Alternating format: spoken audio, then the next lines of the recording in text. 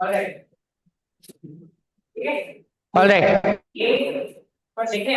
ठीक है। तो ये ना, ये क्या है, पता है ना? नहीं पता? तो ये मैक्सवेल्स इक्वेशंस है जो इलेक्ट्रोमैग्नेटिज्म को डिफाइन करती है। आप जो लाइट देखते हो, आप जो जितने फिनोमेना आज जितने फिनोमेना आप रेडिएट ऑब्जर्व करते हो, सब यही है। और मैथ के भाषा में ये है एक तरीके का फाइबर बंडल। हाँ, ये एक प्रिंसिपल जी फाइबर बंडल है जो ह्यूमन गेज सिमेट्री करता है। कोई नहीं, चलिए कोई नहीं, ये एक मैथमेटिशियंस, सॉरी, जो फिजिक्स वाले हैं उन्हें इनको पता है कि ये जो चार इक्वेशंस है वो हमारे पूरे इलेक्ट्रोमैग्नेटिज्म को डिफाइन करती है। ठीक है, और इसमें इलेक्ट्रोमैग्नेटिज्म का सबसे फंडामेंटल पार्ट क्या होता है?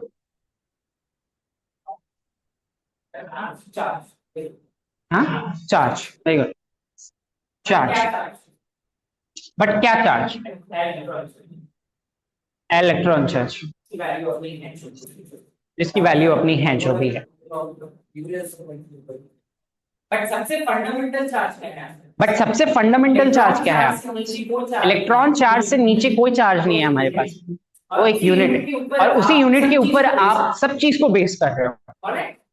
ऑलराइट, तो हमारे पास कुछ फंडामेंटल लॉज है फिजिक्स के, और उन्होंने हमें बोला कि यहाँ पे ई है जो बहुत फंडामेंटल है। ये जो इक्वेशन है, पहले इसको क्या बोलते हैं? गाउस लॉ है एक। गाउस लॉ, ये भी एक गाउस लॉ है, ये अपना जो भी है एम्पियर सर्किटल और जो भी आता है, ये दोनों गाउस लॉ। ओके, ये क्या है? Scalar potential. जो ई जो होता है वो स्केलर पोटेंशियल होता है।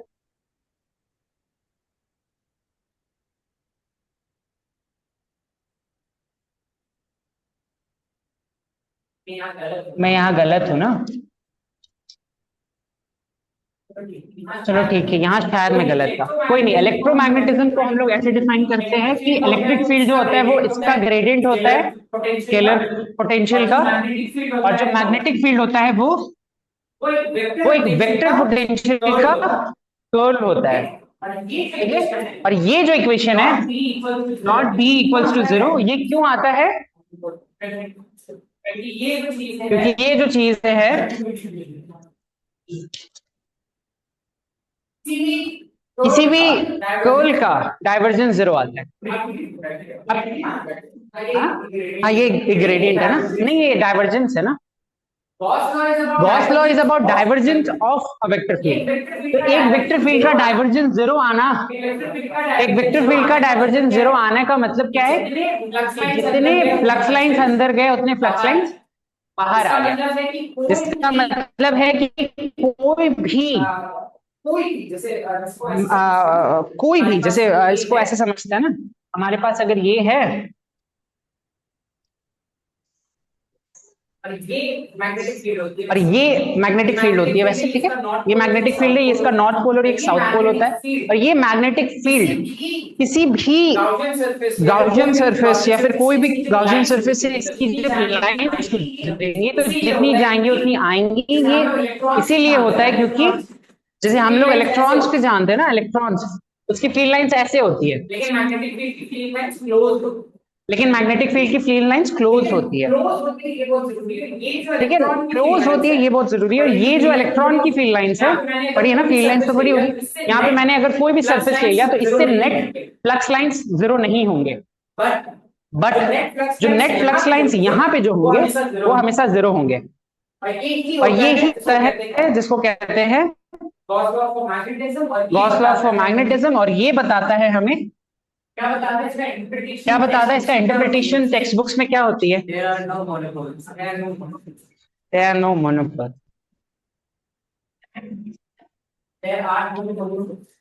Are no monopoles.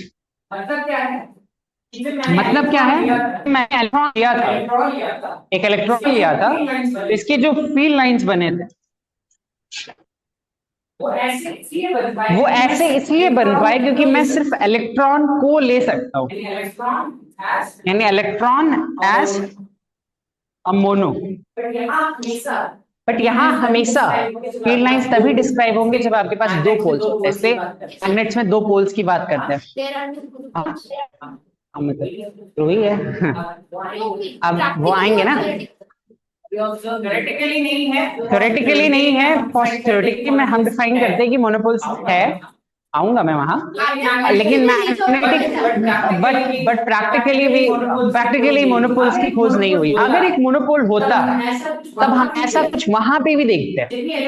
जितनी इलेक्ट्रिसिटी आप डिफाइन करते हो वो एक चार्ज से करते हो, इलेक्ट्रिक चार्ज से करते हो, लेकिन जितनी मैग्नेटो स्टैटिस्टिक्स डिफाइन करते हो वो सिर्फ एक चार्ज से नहीं होता, वो दो पोल से होता है, ना नॉर्थ पोल और एक south pole.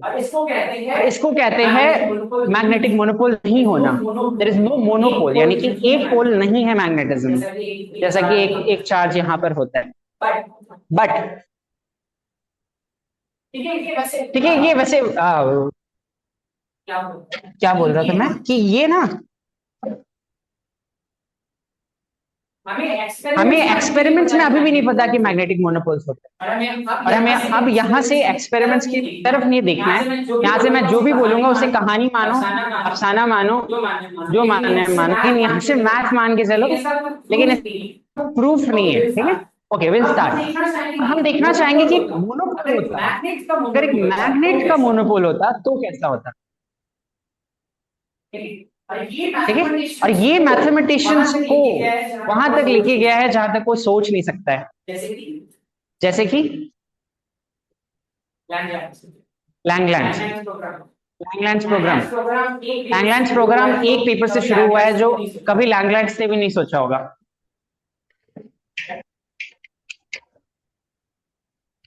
1931 Paul Dirac. 1931 Paul Dirac. Paul Dirac ने एक क्वांटाइजेशन स्कीम दी है, वो क्वांटाइजेशन स्कीम पे हम आएंगे। उन्होंने बोला ठीक है, मैक्सवेल्स इक्वेशंस जो है वो R3 में, R3 मतलब मैथमेटिशियंस के लिए कार्टेशियन स्पेस है। R3 मतलब आप समझ रहे हो R3 क्या है, एक स्पेस है जहां पे तीन कोऑर्डिनेट्स है x y z है। ठीक है, R3 में हम इमेजिन करेंगे कि हमारे जो मैक्सवेल्स इक्वेशंस थे वो इस चीज के अंदर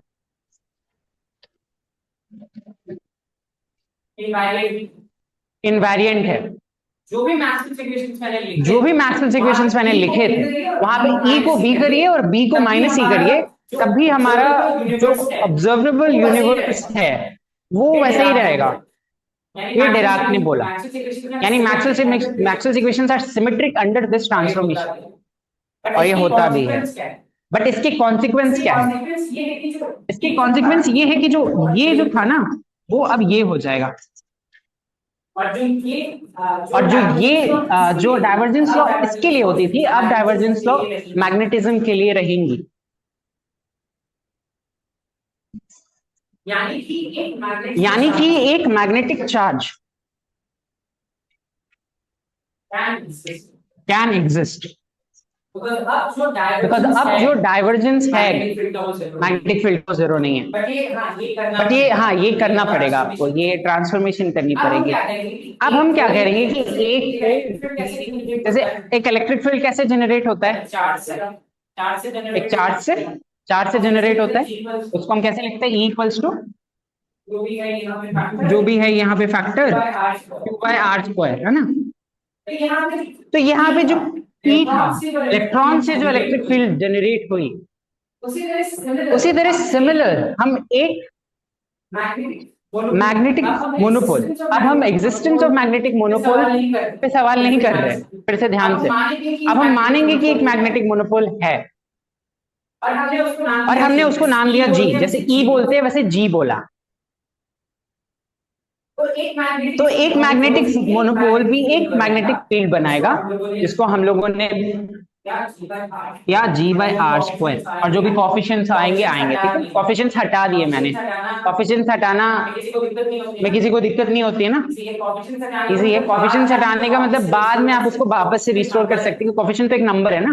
आपने एक मैग्नेटिक फील्ड बना ली और यहाँ पे एक वेक्टर डाल दिया, जो भी है 3 वेक्टर, जिसको मैक्सवेल्स इक्वेशंस में प्रिसिजन चाहिए, वो ये है, ठीक है। अब ये R3 में क्या है कि मैंने जो G था उसको R3 के ओरिजिन पे रखा हुआ है, मतलब रियल स्पेस में R3 के जो कोई भी एक ओरिजिन चुनिए। ओरिजिन क्या होता है? R3 का ओरिजिन क्या होता है? जीरो क्या होता है? बिगिनिंग क्या होती है?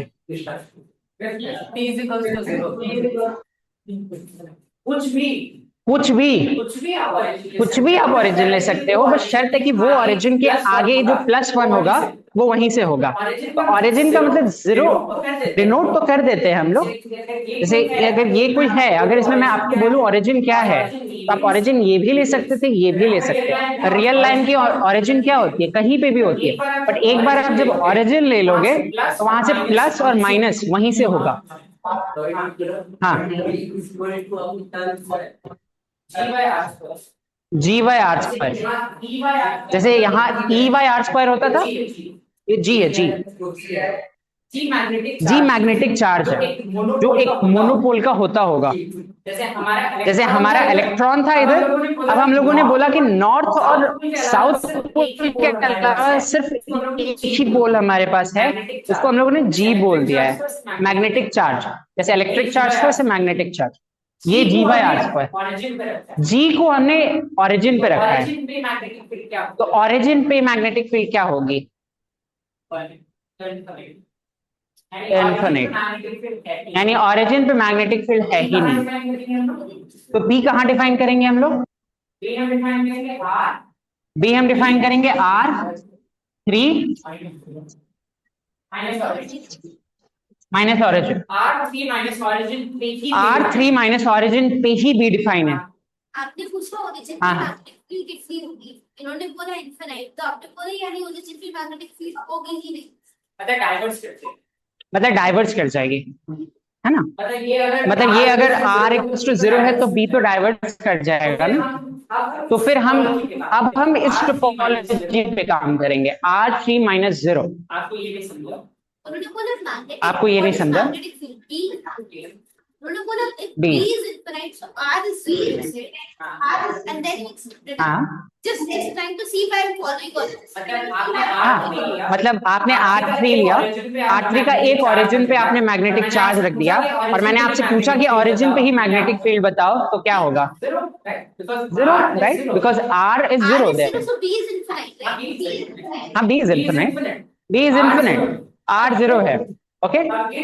अब ये टोपोलॉजी है आपके पास R3 माइनस 0, R3 माइनस 0 मतलब R3 माइनस ओरिजिन, ये हमारी टोपोलॉजी है। और इसको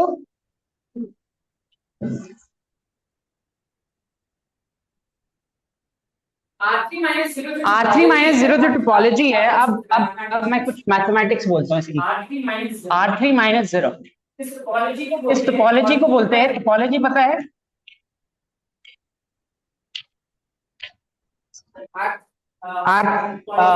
टोपोलॉजी किसी को पता है टोपोलॉजी क्या होती है? टोपोलॉजी जैसे मेट्रिक स्पेसेस आप लोग सोचते हो, मेट्रिक को सोचा है आपने, हाँ, तो टोपोलॉजी उसका एक जनरलाइजेशन समझिए, ठीक है। टोपोलॉजी वही है, मतलब इसकी भी एक खुद बेसिस होगी अपनी, है ना।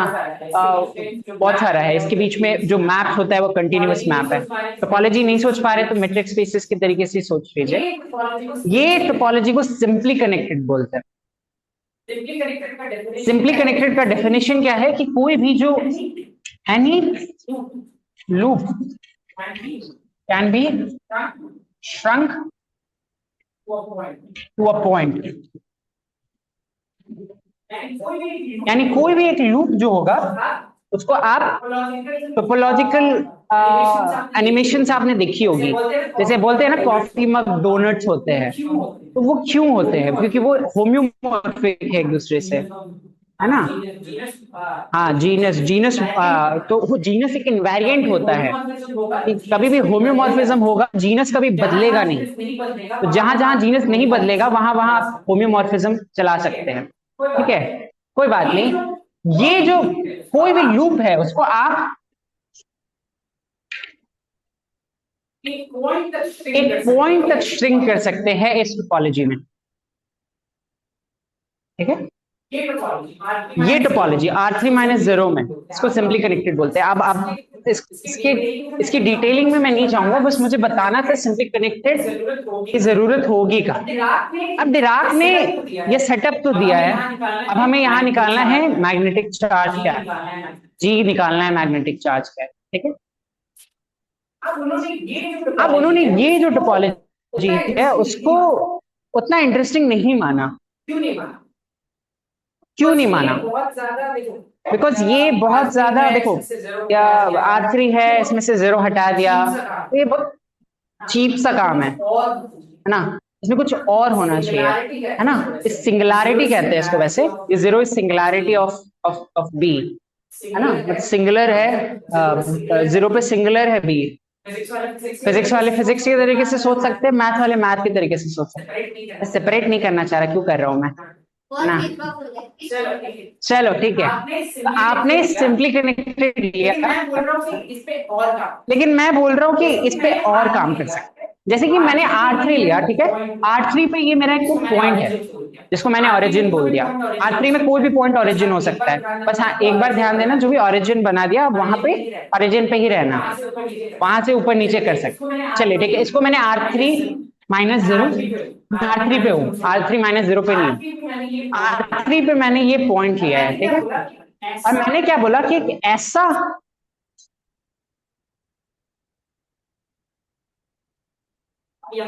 अब यहाँ से जो जो सोचो वो आपके इमेजिनेशन पे भी डिपेंड करता है कि आप क्या सोच रहे हो, ठीक है। मैंने क्या बोला कि एक प्लस डायरेक्शन और एक माइनस डायरेक्शन पे मैं कुछ लूप्स लेकर आऊंगा, ठीक है।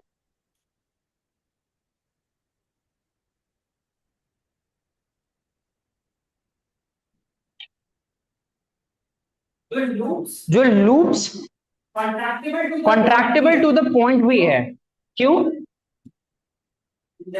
हमने जस्ट देखा ना, सिंपली कनेक्टेड में लूप्स जो होते हैं वो पॉइंट तक कॉन्ट्रैक्ट होते हैं। ये लूप्स है, ऐसा समझिए आप, लूप्स है जो इंफिनिटी तक जाएंगे ओरिजिन से। हाँ ये मतलब ये एक इधर वाला है और एक इधर वाला है, 0 के ऊपर और 0 के नीचे, मतलब और के ऊपर और ओरिजिन के नीचे। अब हाँ ओरिजिन पे मोनोपोल है मेरा, ओरिजिन पे मैग्नेटिक चार्ज है, ऊपर मैंने एक स्ट्रिंग बना दिया और नीचे मैंने एक स्ट्रिंग डाल दी है, ठीक है, जिसको कहते हैं डिराक स्ट्रिंग्स।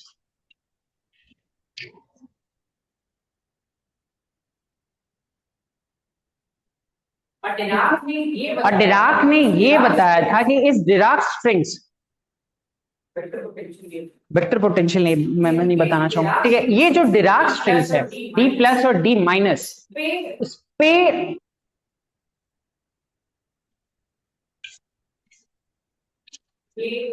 ये नोटेशन समझते हैं या नहीं? D प्लस माइनस, ठीक है। R3 में से अब मैंने D प्लस और D माइनस ही हटा दिया, क्योंकि मैं बोल रहा हूं कि ये जो चीजें हैं ये ऑलरेडी कॉन्ट्रैक्ट करेंगी इस पॉइंट पे और ये चीजें इस पॉइंट पे करेंगी, और मैं बस इस डिराक स्ट्रिंग्स को अपने टोपोलॉजी पे नहीं चाहता हूं। हाँ ठीक है, बहुत मैथमेटिकल है। हाँ हाँ ओरिजिन है, We are in R3. We are in Think R3। of it as Z not being there, origin being there, and everything else being there. हाँ So, isn't it? हाँ, तो फिर आप बोलोगे कि मैं इसको इन्फिनाइट पे क्यों स्ट्रेच कर Isn't it रहा हूँ? R2? No no it's not R2। If Z is not there, he is not there. No G is there, इसलिए मैंने बोला ना ये प्लस माइनस को एज अ किसी कोऑर्डिनेट एक्सिस पे ना सोचे, है ना। ये हाइपोथेटिकली सोचे कि कुछ तो है जो जीरो के अराउंड एक लूप बनाएगा इंफिनिटी तक, लेकिन मैं उसको वापस भी 0 पे ला सकता हूँ बिना कुछ हार्म किए हुए, बिकॉज मेरा जो टोपोलॉजी है वो सिंपली कनेक्टेड है और नीचे भी कर सकते हैं। ये करने में कोई हार्म नहीं है। ये टोपोलॉजी और इस टोपोलॉजी में ज्यादा कुछ अंतर नहीं है, दोनों सेम ही है। I was about to ask you what is isomorphic? No, this is not isomorphic. What homeomorphic? Homeomorphic. This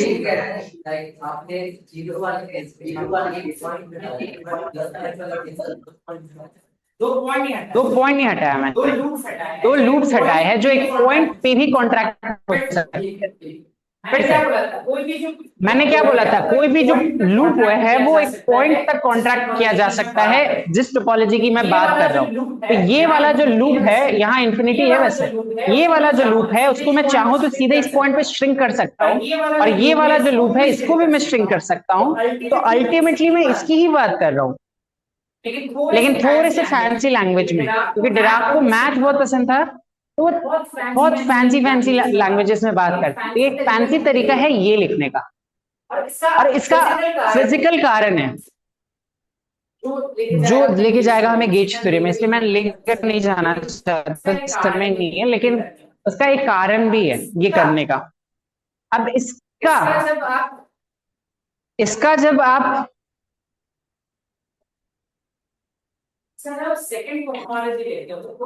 second कोहोमोलॉजी लेते हो तो वो जीरो आता है। अभी ये जरूरी नहीं है समझना कि क्या होता है कोहोमोलॉजी। लेट्स सी, मैं कोशिश करता हूँ समझाने के लिए, बट क्विक। ओके, मैंने बोला कि सारा फिजिक्स वही है, ए टू डी। मैं समझाता हूँ। आपके पास मान लो कि एक बाउंड्री है, ओके, नहीं एक वॉल है। एक वॉल की बाउंड्री क्या होती है? बाउंड्री होती है, गुड। मतलब वॉल की जो बाउंड्री है वो अगर आप ये लेना चाहो तो इसको ही ले लो, ठीक है, ये बाउंड्री है, मान लो बाउंड्री है। अब मैं पूछूं कि इस बाउंड्री का बाउंड्री क्या है?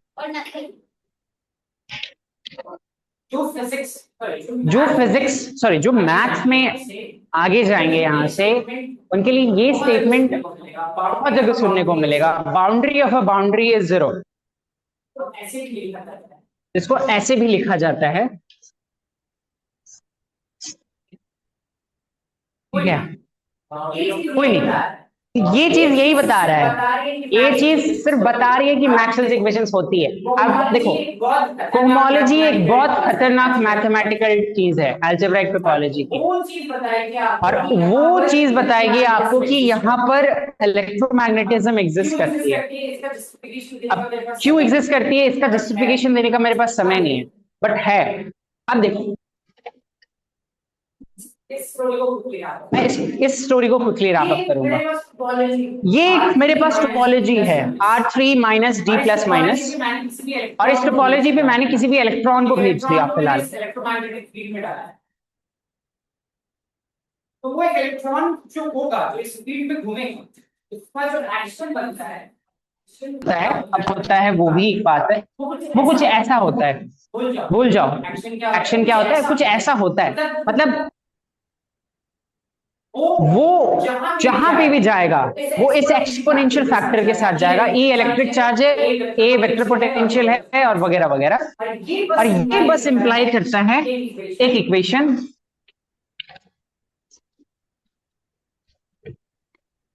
अब इस वो हाँ, after the second term everything will be zero in the increasing intervals.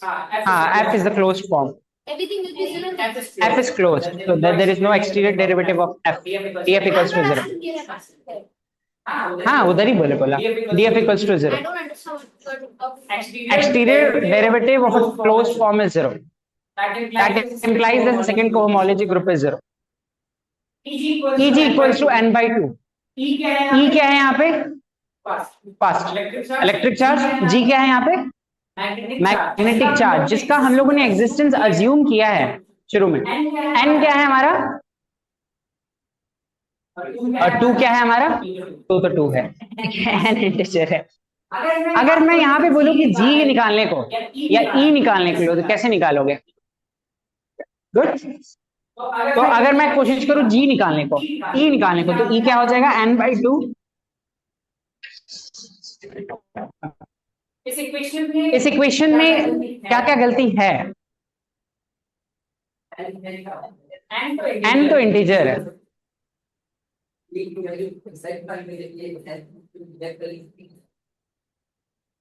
निकाल सकते हैं। एन अगर 1 दे दे, हम n2 दे दे, n3 दे दे, तो इलेक्ट्रॉन की वैल्यूज, हाँ मतलब इलेक्ट्रॉन की जो वैल्यूज है वो डिस्क्रीटली डिफाइन होगी। अभी कोई एक वैल्यू डिफाइन नहीं होगी अब।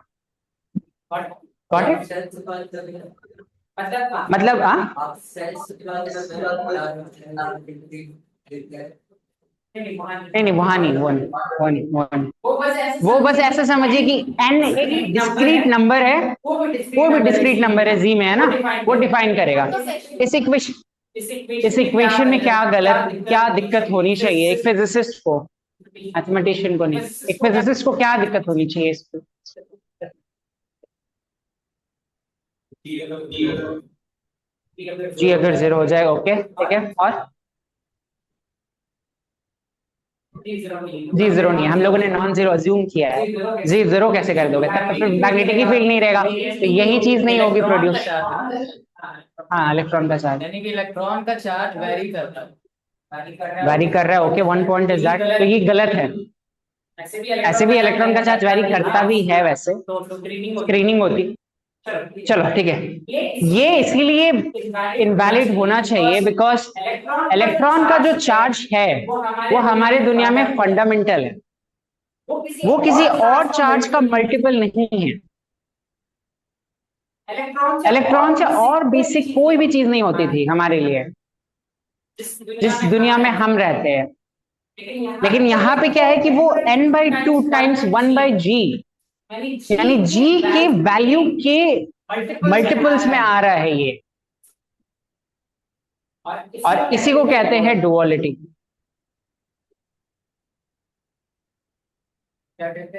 यानी कि डुअलिटी है ना, यानी कि जी का जो वैल्यू होगा वो डिटरमाइन करेगा ई का वैल्यू क्या है। यानी इलेक्ट्रॉन फंडामेंटल नहीं रहा, अब क्या फंडामेंटल रहा? यस जी, क्योंकि जी हम लोगों ने शुरू में लिया हुआ है कुछ, ई बाद में आया, ई हम लोगों ने बाहर से डाला था, यानी G is fundamental. Now a quick detour to Fourier analysis. Groups का डेफिनेशन सबको आता ही है, ग्रुप्स का डेफिनेशन सबको आता है, ग्रुप्स कहीं ना कहीं तो देखे होंगे आप लोगों ने, है ना। एक ग्रुप है जी, मैं आपसे बोलूं कि सारे ग्रुप मॉर्फिज्म हमें बताइए जो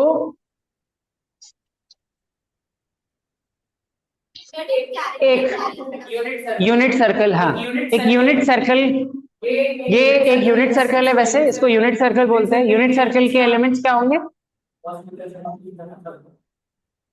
यू, हाँ अब ठीक है, सही है।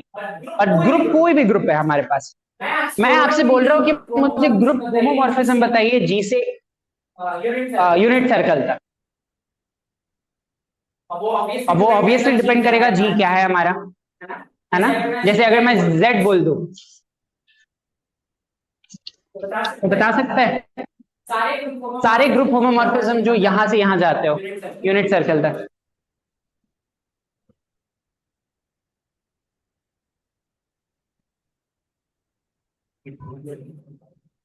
हाँ, Z doesn't have a, no, there exists a group homomorphism from Z to T. How can you count all? You can No, but it be finite. just find कि एक कहाँ जाएगा। All right. 2 and okay. Got very got it. आपको बस बताना है कि ये कहाँ जाएगा, और 1 में बता दूंगा तो आप सारा बता सकते हो। 1 plus 2 भी बता सकते हो, 3 भी बता सकते हो, 0 तो 0 पे जाएगा, लेकिन आपको सिर्फ 1 बताना है। कोई नहीं, ग्रुप थ्योरी एक्सरसाइज है, कभी करके देखना। ये जाता है 2x i 2 pi i y। nth root of unity तक जाता है, तो 1 इस रूट ऑफ यूनिटी पे जाएगा। ठीक है, ये करना कभी ऐसे, ये निकालना, इसका निकालना कभी, What is y? इसका निकालना कभी, और इसका निकालना। What is y? Sorry, Y. y some other element जो हम फिक्स करते हैं पहले से। As in the 2k phi. K is y. Yeah, actually the correct map is x goes to e to the power 2i xy. Yeah. It's the correct map. Nth root of unity. So y by x. By x. By Huh? x. Y is 1 over n. हाँ मतलब हाँ, obviously. So now सारे group होमोमॉर्फिज्म्स जो G से T तक है, ये खुद एक ग्रुप बनाते हैं। जो काई होता है वो एक खुद एक ग्रुप बनाता है। किसी को पता है ये क्या होता है? ये क्या है? ग्रुप होमोमॉर्फिज्म से from G to unit circle, और ये एक ग्रुप बनाता है obviously, It's the group of characters. Which is group of characters, और इस ग्रुप को हम लोग डिफाइन करते हैं G हैट से। यानी एक ऐसा ग्रुप जो जनरेटेड हो कहां से? कैरेक्टर से।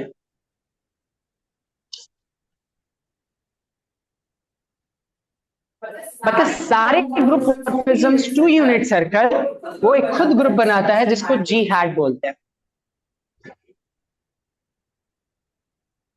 सिंक इन हुआ? नहीं हो रहा? चलिए ठीक है, आपने एक ग्रुप लिया, अब मैंने बोला कि ग्रुप होमोमॉर्फिज्म निकालो यूनिट सर्कल। यूनिट सर्कल भी एक ग्रुप होता है, ठीक है। U1 जो हम लोग पढ़ते हैं ना वो यूनिट सर्कल होता है, U1 unitary group of order 1, ठीक है। आपको बस यहां से वहां तक मैप्स पता करने हैं, कौन कौन से मैप्स होते हैं, और सारे मैप्स एक्चुअली खुद एक ग्रुप बना देंगे, और इसी ग्रुप को कहते हैं 10 minutes. Okay okay, let's see. इसी ग्रुप को कहते हैं dual group of G hat. Okay, अब मेरा सवाल है G हैट, अगर मैंने G दिया और मैंने G हैट दिया और मैंने आपसे बोला G हैट पता करने को, तो क्या लगता है वो क्या होगा?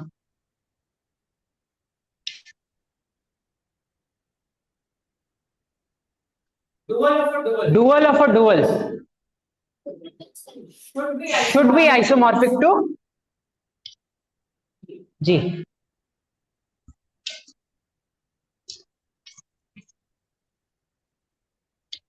कॉन्ट्रेइन डुअलिटी, बट इसके कंडीशंस है कि G कॉम्पैक्ट होना चाहिए। अब वो हटाइए, कंडीशंस हटाइए। ये इसको कहते हैं Fourier analysis. Okay, Fourier analysis कहते हैं। और भी बहुत, यहाँ नहीं देखने को मिलेगा, यहाँ बहुत अलग चीज पढ़ने को मिलेगी। वो फोरियर सीरीज वगैरह अलग है, ये फोरियर एनालिसिस जो मैथमेटिशियंस करते हैं। इनका काम कंप्यूटर साइंस में भी होता है, इनका काम म्यूजिक वगैरह सब में होता है। मैंने जो अभी ये जो मैंने डिफाइन किया ना, एक वर्ड था मेरा जहां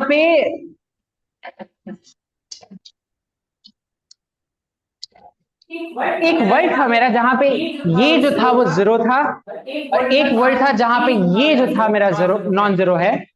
सॉरी, एक वर्ड जो मैंने डिफाइन किया जहां पे ये जीरो था, तो ये फंडामेंटल है जो हमारा अपना है। ये जो एक डिफाइन मैंने किया जहां पे G फंडामेंटल है, इसको कहते हैं इलेक्ट्रिक मैग्नेटिक डुअलिटी। दोनों में आपने B नॉट, मतलब इसमें आपने B zero B not zero लिखा है। अरे नहीं, इसमें मैंने डाइवर्जन जीरो किया है और इसमें मैंने डाइवर्जन जीरो नहीं किया है।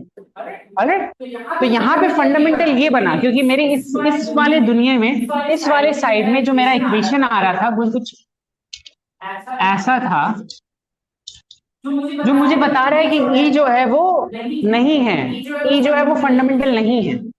राइट। तो हमारा ये जो डुअलिटी कॉन्सेप्ट है एक्चुअली में बस यही है। तो ये इधर साइड वाली जो बोर्ड है और ये इधर साइड वाली बोर्ड है, एक ही चीज है, बस आप देख दोनों को अलग अलग रहे हो। जो फोरियर एनालिसिस आपने ग्रुप थ्योरी में की और जो आप यहाँ के, क्योंकि यहाँ पे भी एक ग्रुप होता है जिसको गेज ग्रुप कहते हैं। ये फोरियर एनालिसिस कोई नहीं यही फोरियर एनालिसिस। हाँ ये कनेक्शन, अच्छा कोई नहीं, इसको कैरेक्टर थ्योरी कहते हैं फोरियर एनालिसिस में। तो ये बहुत अच्छा पार्ट है। आप शायद वीके मूर्ति के टॉक में थे जो थे, उन्होंने सवाल पूछा था कि if I give you a character table will you be able to tell me the group. मैंने बोला था हाँ दे सकते हैं, ओनली फॉर कॉम्पैक्ट ग्रुप। अगर कॉम्पैक्ट नहीं होता है तो तनाका डुअलिटी आती है। मेरा क्या कहना है कि जो इधर साइड है, जो इधर साइड है, सब कुछ सेम है। ये वाली साइड आगे चल के बनती है लैंगलैंड्स प्रोग्राम, और ये वाली साइड आगे चल के बनती है string theory, S duality, string duality. Okay, how much more time do I have? Can I introduce a quick definition? 11 minutes, including questions. मतलब मेरा क्या मोटिवेशन है कि जो इधर साइड है इसको रिप्रेजेंटेशन थ्योरी कहते हैं। वैसे ये रिप्रेजेंटेशन थ्योरी का पार्ट है, और ये जो तुम पढ़ रहे हो ये फंडामेंटल फिजिक्स से आ रहा है, फंडामेंटल फिजिक्स से आ रहा है जो स्ट्रिंग थ्योरी तक जाएगा। तो ये दोनों साइड एक्चुअली में सेम स्टोरी है, बस अलग अलग लोग अलग अलग बोलते हैं उसको। जिस ग्रुप की बात आप यहाँ करोगे वो ग्रुप जी होता है, और जो ग्रुप की बात आप यहाँ करोगे वो जी हैट होता है। अब आपके ऊपर है कि आप अगर इस चीज को और ज्यादा गहरे तौर से समझना चाहते हैं तो आपको दोनों तरफ की नजर होनी चाहिए, इधर भी होनी चाहिए और उधर भी होनी चाहिए। और मैं एक्चुअली ठीक है चलो ये दोनों एब्स्ट्रैक्ट चीजें थी, मेरे से पूछा जा सकता है कि चलो तुमने दो एब्स्ट्रैक्ट चीजों के बीच में रिलेशन दिखा दिया। अगर मैं do I dare to show कि कॉम्बिनेटोरिक्स जो कॉन्क्रीट चीज है, कॉम्बिनेटोरिक्स मतलब परमुटेशन कॉम्बिनेशन नहीं होता है, वैसे कॉम्बिनेटोरिक्स बहुत कॉन्क्रीट चीज है, वो भी बहुत खतरनाक तरीके से कनेक्टेड है। महाभारत देखी है सब लोगों ने, महाभारत पढ़ी है, जिसने भी पढ़ी देखी है। वहां पे ना जो तीर रखते थे, जिस कमान होते थे उसको कमान को ही क्विवर बोलते। ओके हाँ नहीं, महाभारत से नहीं हुए हैं, जो कमान है उसको क्विवर बोलते हैं, इसका इंग्लिश वर्ड क्विवर है। एक ग्राफ है, एक ग्राफ है। What is the graph? No, what is the graph? Graph is the set of vertices जिसको हम v बोलते हैं, और सेट ऑफ एजेस जिनको हम e बोलते हैं, राइट। सेट ऑफ वर्टिसेस और सेट ऑफ एजेस है हमारे पास ग्राफ में, जहां v cross v is a subset of e। ये पता है सबको? नहीं पता है ना? Is a subset of e। Set of okay, चलो देख लो क्या। ये अगर मैंने कोई ग्राफ दे दिया, ये मैंने एक ग्राफ दिया, ठीक है, इसके सेट ऑफ एजेस क्या बनेंगे? अगर ये 1 2 3 4 है, इसके सेट ऑफ वर्टिसेस क्या है? 1 2 3 4। अब मैं बोल दूं कि 2 जो 3 है, 2 क्रॉस 3 है, एक्चुअली में वो एक एज है, राइट, यानी 2 3 एक एज है, तो कॉमा से लिख लेते हैं। इसीलिए ये रिलेशन होता है, v cross v is a subset of e। शायद ग्राफ थ्योरी पढ़ा हो या ना पढ़ा हो, चलो कोई नहीं। v cross v is a subset of e। ये नहीं आया अभिषेक? आपने देखा है? आपने ग्राफ नहीं पढ़ा है कभी? हाँ कोई नहीं, तो E1 E2 हमारा यही है ना, मतलब एजेस ही है I think उनका meaning जो हमारे एजेस है। अच्छा नेम कर दिया है। ओके चलो कोई नहीं, मैं एक बार ग्राफ का ही डेफिनेशन करता हूँ, वेबर तक तो